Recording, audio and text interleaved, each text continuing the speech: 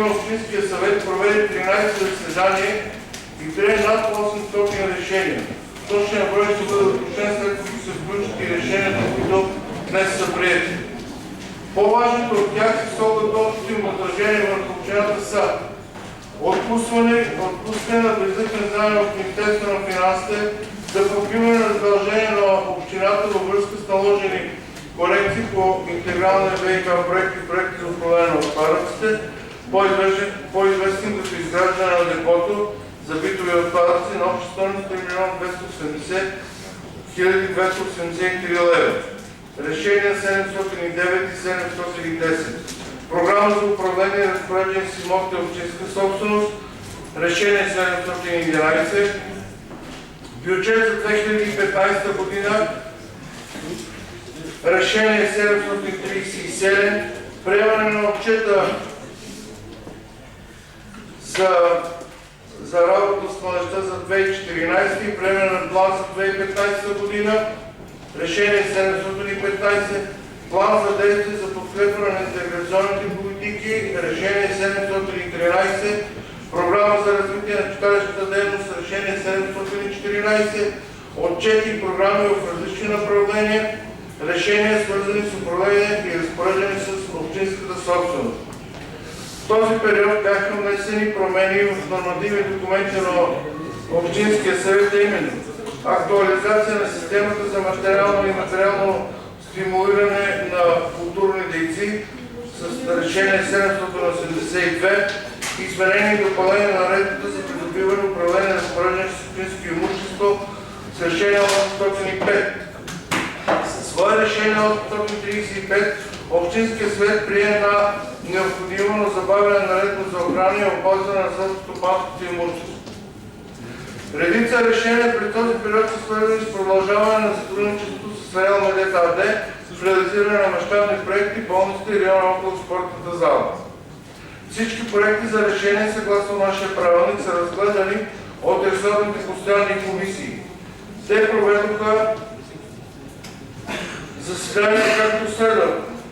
Постоянна комисия БИО 28 заседания. Постоянна комисия ТЕСО 22 заседания. Постоянна комисия местно самоуправление и закона 12 заседания. Постоянна комисия здравеопазване, социално-етническа политика 9 заседания.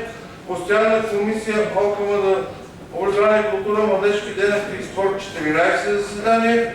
И постоянна комисия екология, туризъм, селско-горско стопанство 13 заседания. Решението за промяна на наредба на символите, почетните звания и отличие на община Панагюрище бе върната от областния управител по повод неспазени процедури.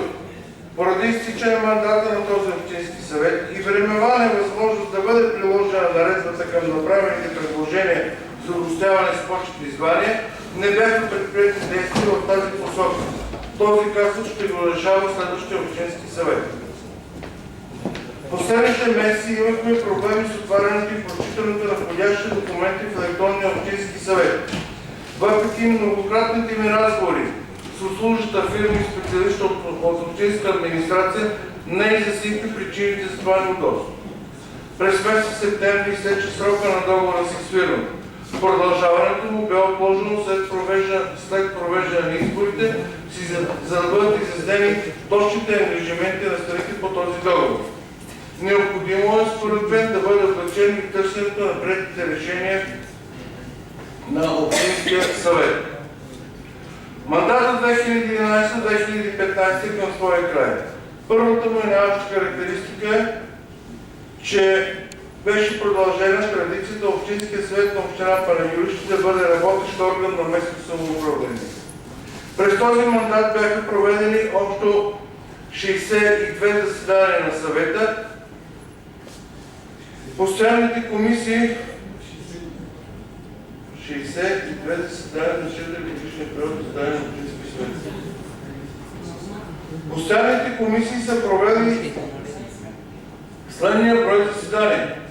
Постоянна комисия БИО 149, постоянна комисия ТЕСО 135, постоянна комисия екология, туризъм, селско-горско стопанство 80, постоянна комисия образование, култура, младежки дейности и спорт 116, Постоянна комисия здравеопазване, социално-етическа политика 62 и постоянна комисия местно самоуправление и законност 56. Тези количествени факти са съизмерими с предишния мандат. Качеството на приетите решения ще даде Негово величество учителя на общината. През този мандат бяха приети и нови наредби. Наредба за принудително изпълнение на заповеди за премахване на незаконните строежи или част от тях, наредба за управление на горски територии, собственост на община Панагюрище, наредба за охрана и опазване на селскостопанското имущество.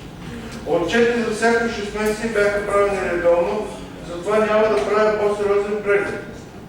Не мога обаче да не спомена за реализираните два проекта болница и спортната зала, получена на публично-частно партньорство между община Астрал Медет, АД и общината. Идеята за реализация на проекта за спортната зала започна през миналия мандат и затова има и съответните решения, а приватизацията на болницата и нейното модернизиране започна през този мандат. И по двата проекта бяха проведени множество срещи, обсъждане, приемане на решения от Общинския съвет и затова ги очертавам. Бяха организирани публични обсъждания не само по силата на закона, а и при обсъждане и приемането на наредби и реализиране на проекти. Приключващия мандат се отличава от предишните по няколко причини. Това е първият мандат, при който идеята и същинската работа по изготвяне на проекти за нови наредби се извършва от общински съветници. Предишните мандати обикновено правообраза на наредбите се подготвяше от общинска администрация. Второ, сега се разглеждаха и в комисията и в пленарна зала предложения без писмено становище на общинска администрация. Дори по този повод се наложи промяна на правилника за работа на общинския съд. Трето, това е първият мандат, при който кмета на общината и председател на общинския съвет от различни политически сили.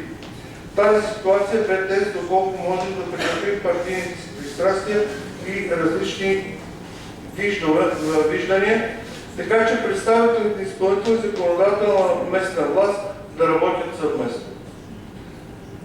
Четвърта отлика, през този мандат за първи път председател на Общинския съвет подаде оставка поради неразбирателство с кмета и най-голямата група в Общинския съвет. В посока на избор на председател този мандат държи и първенството по трудност на избиране на първия централен. Уважаеми колеги, тук логически идва място съвсем накратко да обобщя принципите, които ме водиха като председател на Общинския съвет. До избирането ми на този пост бях един представител на опозицията и не веднъж съм критикувал кмета на общината, дори от тази трибуна съм му искал оставка. С поемането на честа и отговорността да бъда председател на Общинския съвет, мнозина очакваха бурни сесии и конфликти. Тези очаквания не се сбъднаха. Някои хора ме приветстват с това, други ме упрекват, но както е казал Чудомир, когато режеш опашката на котката на публично място, един ще кажеш, че я режеш дълга, други, че я режеш къса, а трети, че добре се отрязва. Моето разбиране, за което положих усилия да приложа на практика, е, че главната задача на председателя е да съдейства Общински съвет да работи с по-малко напрежение вътре в него и в отношенията му с общинска администрация. Имах редица поводи за публични критики, опирайки се на правилника ни на работа, можех да създавам напрежение и търсене на политически дивиденти. Не го направих. Старах се, въпреки някакви поводи и провокации, съвета да работя. Смятах и смятам, че въпреки политическите и лични различия, отношенията между кмет на общината и председател на Общински съвет трябва да се градят на коректността, компромиса, честността и търсенето на допирните точки, а не на различия.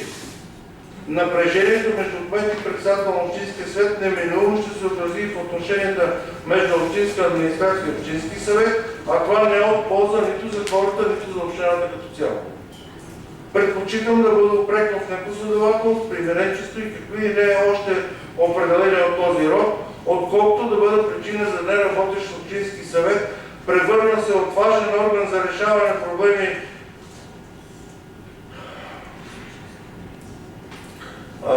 от проблеми на общината в място за търсене на политически дивиденти, независимо, че това е политически орган. Накрая благодаря на предишния председател госпожа Зумпола Ралчева за това, че внесе публичност в работата на съвета и съдействаше за създаване на нормативни документи. Благодаря на общинските съветници, които работиха отговорно, изразяваха честно своята позиция, търсиха компромиса и общите решения, а не лична или партийна изява.